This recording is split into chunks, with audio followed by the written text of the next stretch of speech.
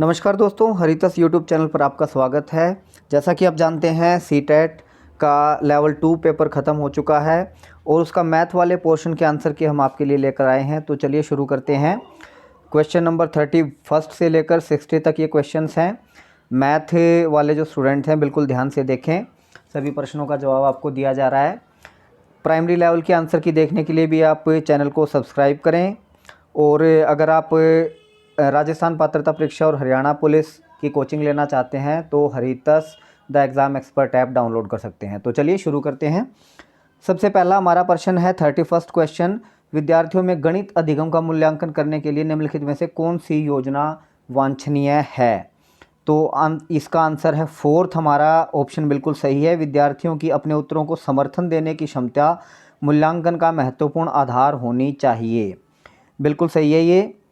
इसके बाद दूसरा हमारा प्रश्न है, एक आकृति का त्रिभुज होने के लिए शर्त यह है कि 3 रेखाखंडों का सम्मिलन हो। इसका हमारा आंसर रहेगा सेकंड आंसर।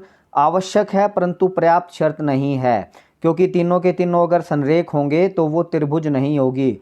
तो 3 रेखाखंड आवश्यक है सम्मिलन हो, परंतु पर्याप्त शर्त नहीं है, आवश्यक अवश्य है। तो इसका आंसर होगा सेकंड ऑप्शन। इसके बाद 33rd क्वेश्चन मैं आपको बताऊंगा।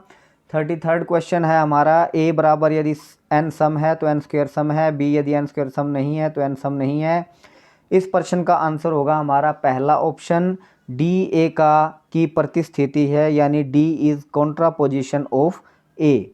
इसके बाद 34th क्वेश्चन की ओर बढ़ते हैं। दृष्टिबाधित विद्यार्थियों के लिए निम्नलिखित में से किसका प्रयोग गणित शिक्षण अधिगम के साधनों के रूप में नहीं किया जा सकता? तो इसका आंसर है हमारा जियोजेब्रा। इसके बाद हमारा 35th क्वेश्चन मैं आपको बता रहा हूँ, निम्नलिखित कथनों में से कौन सा सत्य है? तो 35th क्वेश्चन का हमारा आंसर है, गणितीय कथन प्रतिबंधित हो सकते हैं। Mathematical statements can be conditional. बाकी सभी रॉन्ग हैं, ये बिल्कुल सत्य है। 36th क्वेश्चन मैं आपको बता रहा हूँ, समावेशी कक्षा में पठन अक्षमता वाले विविध बाधी क्षमता के छात्रों के गणित अधिगम के विषय में निम्नलिखित में से कौन सा कथन सत्य नहीं है? ये नेगेटिव सेंस का क्वेश्चन है, तो इसके लिए हमें ऑप्शन देखते हैं। तो पठन अक्षमता केवल भाषा सीखने को प्रभावित करती है, न कि गणितीय अधिगम को। ये बिल्कुल असत्य बात है, क्योंकि पठन अक्षमता गणितीय अधिगम को भी प्रभावित करती है। इसके बाद 37th क्वेश्चन, ये पैडागोजी के क्वेश्चन थे अभी तक, मैथ की पैडागोजी, और इसके बाद ये सारे क्वेश्चन मैथ वाले हैं। 37th क्वेश्चन का आंसर है हमारा फोर्थ, यानी कि 6 अंकों की बड़ी से बड़ी संख्या के विभिन्न अभाज्य गुणनखंडों की संख्या है 5। इसमें अगर आप आंसर देखेंगे तो ये 3, 13, 11 और 37 और शायद 7, ये सारे आ जाएंगे हमारे। 37th का आंसर है 5 अभाज्य गुणनखंड होंगे इसके। 38th का अगर आप आंसर देखेंगे तो यदि 8 अंकीय संख्या, ये x और y का मान निकालना है, 88 से विभाज्य, तो x घटा y का क्या मान होगा? इसमें अगर आप देखेंगे तो 11 से विभाज्य वाला फार्मूला हम लगा के देख सकते हैं, और उसमें हमारा आंसर आ जाएगा 2, क्योंकि x का मान आएगा उसमें 4 और y का मान आएगा 2, तो उनका जो अंतर है वो 2 आ जाएगा। तो सही आंसर है 2। 39th क्वेश्चन आपको बता रहा हूँ, इसमें सबसे बड़ी जो संख्या है हमारी वो 13/14 है। तो 13/14 से ही हमारा आंसर आ जाता है। इसमें 13/14 वाला एक ही ऑप्शन है, तो फोर्थ आंसर 39th का फोर्थ आंसर हमारा हो गया है। इसके बाद है हमारा 40 नंबर क्वेश्चन। 40 नंबर क्वेश्चन थोड़ा सा टिपिकल है, कैलकुलेशन बेस्ड है। 40 नंबर क्वेश्चन का आंसर होगा हमारा 0.1071। इसके बाद हमारा 41 नंबर अगर आप क्वेश्चन देखेंगे तो इसका हमारा आंसर है फर्स्ट, -7/9।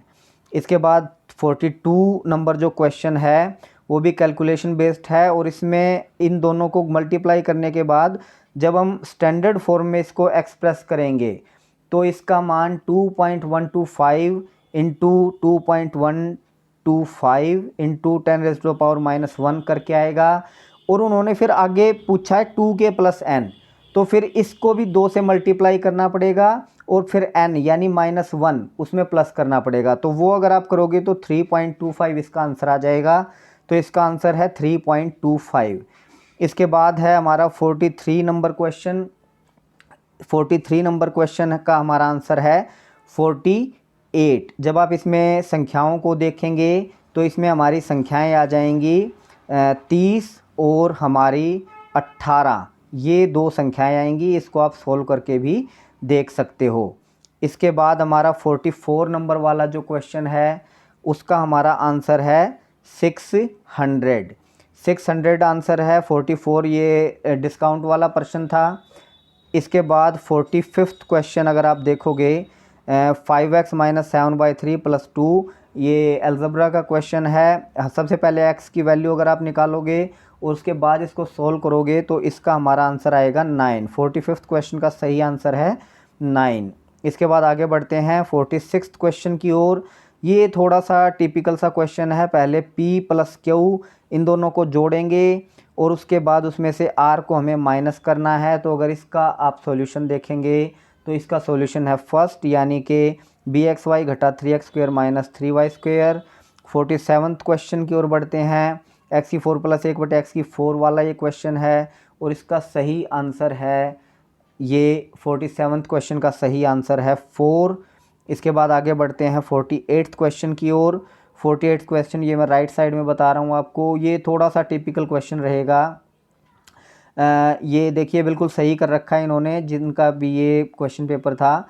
तो यहाँ से AC AD + BC × x + BD ऐसे आ जाएगा। तो AC की वैल्यू 15 आ जाएगी, AD + BC की वैल्यू -26 आ जाएगी और BD की वैल्यू 8 आ जाएगी। उनको जब आप सोल्व करोगे तो इसका और फिर इसमें पुट करोगे तो 48th क्वेश्चन का आंसर आ जाएगा 1।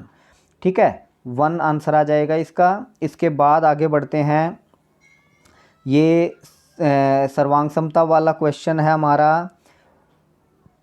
ट्रायंगल बेस्ड ट्रायंगल ABC और DEF में यदि AB = EF, BC = DE और CA = FD है तो कौन सा रूल लगेगा, ये इन्होंने पूछा है। 49th का C, यानी कि ट्रायंगल ABC और ट्रायंगल FED, ये वाला आंसर बिल्कुल ठीक है। 50 नंबर क्वेश्चन की ओर बढ़ते हैं। निम्नलिखित में कौन से एक समकोण त्रिभुज की भुजाएं हो सकती हैं? तो अगर आप पहले ऑप्शन को देखोगे तो ये पाइथागोरस प्रमेय फॉर्म कर रही हैं। 65 का स्क्वायर + 72 का स्क्वायर = 97 का स्क्वायर आ रहा है, तो ये एक समकोण त्रिभुज बना रही हैं। 51st का अगर आप देखोगे, बहुफलक के 7 फलक और 10 शीर्ष हैं, इस बहुफलक के किनारों की संख्या कितनी होगी? तो ये आप कॉम्बिनेशन परमुटेशन के हिसाब से क्वेश्चन को कर सकते हैं। इसका आंसर आएगा 15। 51वें का आंसर आएगा 15। 52वां क्वेश्चन फिर ट्रायंगल वाला है। इसमें 180 त्रिभुज के तीनों कोणों का योग 180 होता है उसके बेस पे, और जो लीनियर पेयर होता है, सरल रेखा में जो कोण होते हैं उनका भी जोड़ 180 होता है। उन दोनों के मिक्सचर पे बेस्ड ये क्वेश्चन है। तो 52वें का आंसर है ट्रायंगल ABC और ACB का अंतर 35 डिग्री है। इसके बाद है 53rd क्वेश्चन हमारा। 53rd क्वेश्चन का आंसर है 32। 53rd क्वेश्चन का आंसर है हमारा 32। समलंब का ट्रेपेजियम का क्वेश्चन है ये। 32 इसका आंसर है। इसमें सीधा फार्मूला पुट करना है, 1/2 समांतर भुजाओं का योग गुणा में बीच की दूरी, ये बराबर दे रखा है हमारा 480 के। तो उसके बेस पे हमारी वैल्यू आ जाएगी और इजीली इस प्रश्न को सोल्व किया जा सकता है। 54 नंबर क्वेश्चन, ये कागज़ को मोड़ के बेलन बनाया गया है, सिलेंडर बनाया गया है। 54 नंबर क्वेश्चन, इसमें जो धारिता आएगी वो 6160 आएगी। फिर लीटर के हिसाब से अगर हम 1000 से डिवाइड करेंगे उसको, तो ये मान आ जाएगा हमारे पास 6.16। इसके बाद 55th क्वेश्चन को अगर आप देखोगे तो ये हमारा आंसर आएगा 1014। 55th क्वेश्चन का आंसर आएगा 1014। अगर आप इसका अगर a की वैल्यू निकालोगे यहाँ से तो ये 13 का घन बनता है। तो a की वैल्यू 13 आने के बाद आप पार्श्व पृष्ठीय क्षेत्रफल को आसानी से निकाल सकते हो। इसके बाद 56 नंबर क्वेश्चन अगर आप देखोगे तो 56 नंबर क्वेश्चन काफ़ी इंटरेस्टिंग क्वेश्चन दे रखा है उन्होंने। पहले रेंज निकालनी है, फिर बहुलक निकालना है, फिर माध्यक निकालना है और तीनों को जोड़ के फिर उनका माध्य निकालना है। तो तीनों को जोड़ के और उनको 3 से भाग देंगे तो आंसर आ जाएगा। तो अगर आप निकाल के देखोगे तो ये तीनों चीज़ें आती हैं 17, 4 और 6। तो इनका जोड़ 27 आएगा। 27 को 3 से डिवाइड करोगे तो आंसर आ जाएगा 9। तो इस बहुलक वाले प्रश्न का आंसर है 9, यानी तीसरा ऑप्शन बिल्कुल सही है। 57वां, 58वां, 59वां और 60वां क्वेश्चन फिर पैडागोजी से संबंधित हैं। माध्यमिक विद्यालय में 2 दशमलव वाली संख्याओं के गुणनफल की संकल्पना का परिचय देने कौन सी सर्वाधिक उपयुक्त रणनीति है। देखो यहाँ पे वैसे माध्यमिक लेवल का प्रश्न पूछा गया है, तो इसका आंसर कलन विधि भी हो सकता है, परंतु क्योंकि परिचय देने की बात है, यानी हमें टॉपिक को शुरू करना है, जो टॉपिक को शुरू करने की बात होती है, तो सबसे बेहतर जो चीज़ होती है वो चित्रात्मक रूप में जब बच्चे को वो चीज़ प्रदर्शित की जाती है, तो वो बेस्ट ऑप्शन होता है किसी चीज़ को शुरू करने के लिए। तो इसका आंसर रहेगा हमारा तीसरा, प्रक्रिया का चित्रात्मक रूप में प्रदर्शन करना। 58वें क्वेश्चन की ओर बढ़ते हैं। 58वें क्वेश्चन का हमारा सही आंसर है फोर्थ, निम्नलिखित में से कौन सा गणित शिक्षण का संकीर्ण उद्देश्य है। संकीर्ण उद्देश्य का मतलब होता है कि जो सबसे घटिया सोच वाली चीज़ हो। तो सबसे घटिया सोच वाली चीज़ होती है कि बच्चे को संख्याओं और संख्याओं पर होने वाली संक्रियाओं का संचालन करने में निपुण करना। मैथ का ये उद्देश्य बिल्कुल भी नहीं है, तो ये सबसे निम्न स्तर का उद्देश्य है। तो हमारे 58 का आंसर है फोर्थ। इसके बाद आगे बढ़ते हैं 59 क्वेश्चन की ओर। ये भी पेडागोजी का प्रश्न है। मैथ का सबसे अच्छा उदाहरण क्या है, तो ये है विद्यार्थियों को प्रोत्साहित किया जाना चाहिए कि वे प्रश्न का बहुत से परिप्रेक्ष्यों से अवलोकन करें। बिल्कुल सही ऑप्शन है ये, तो 59 का फर्स्ट। और इसके बाद लास्ट हमारा क्वेश्चन है मैथ का, अशुद्ध कथन को पहचानिए। तो पहला जो है वो अशुद्ध कथन है, गणितीय ज्ञान की संरचना में अनुमान लगाना उपयोगी नहीं होता, ये बिल्कुल उपयोगी होता है। तो 60वें का हमारा पहला क्वेश्चन है। टीजीटी से संबंधित बाकी चीज़ों को भी आपके लिए लाएंगे। अभी फ़िलहाल मैथ का हमने पोर्शन आपके लिए डाला है। अगर आप डिटेल मैथ से संबंधित चीज़ें देखना चाहते हैं तो आप हरितस द एग्ज़ाम एक्सपर्ट ऐप को डाउनलोड कीजिए। मैथ स्पेशल से संबंधित हमने बैच शुरू कर रखा है और आप वहां से वीडियो देख सकते हैं। लगभग सभी टॉपिक्स कवर हो चुके हैं, आप चाहे तो उसे सब्सक्राइब कर सकते हैं। इस टाइप की और चीज़ों के लिए यूट्यूब चैनल को सब्सक्राइब करना न भूलें, हरितस द एग्ज़ाम एक्सपर्ट। आपके लिए और ऐसी जानकारी हम लाते रहेंगे।